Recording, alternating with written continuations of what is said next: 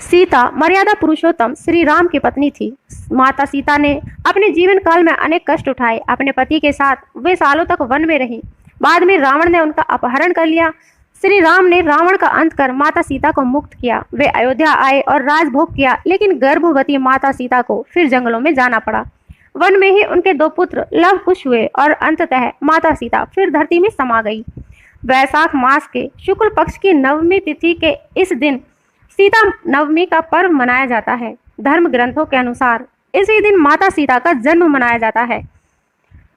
वाल्मीकि रामायण के अनुसार एक बार जब राजा जनक यज्ञ की भूमि तैयार करने के लिए हल से भूमि जोत रहे थे, उसी समय उन्हें भूमि से एक कन्या प्राप्त हुई।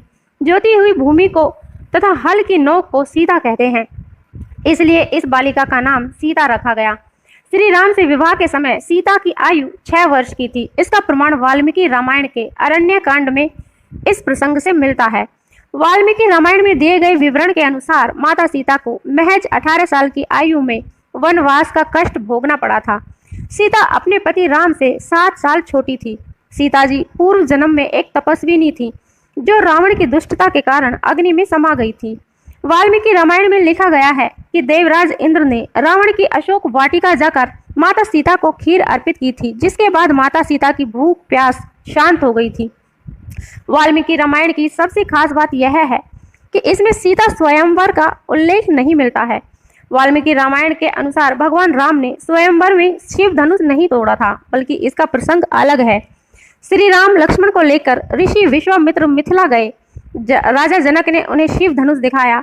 श्री राम ने उस चमत्कारिक धनुष को यूं ही उठा लिया और वह टूट गया। राजा जनक ने अपनी प्रतिज्ञा के अनुसार कि जो इस शिव धनुष को उठा लेगा उसी से वे अपनी पुत्री सीता का विवाह करेंगे, जिसके कारण उन्होंने सीता का विवाह श्री राम से करवाया।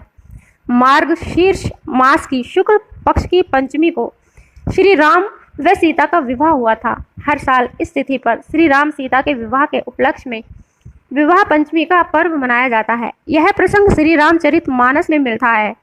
श्री रामचरितमानस के अनुसार वनवास के दौरान श्री राम के पीछे पीछे सीता चलती थी।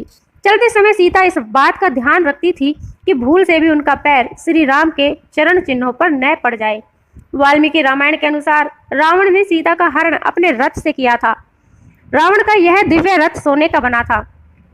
राजा जनक की पुत्री होने के कारण इन्हें जानकी, जनकात्मजा तथा जनक सुता भी कहते हैं। मिथिला की राजकुमारी होने के कारण ये मैथिली नाम से भी प्रसिद्ध है। भूमि में पाए जाने के कारण इन्हें भूमिपुत्री या भूसुता भी कहते हैं।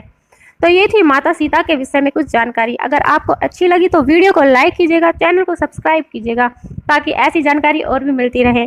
फिर मिलते हैं नए टॉपिक के साथ, तब तक के लिए जय हिंद।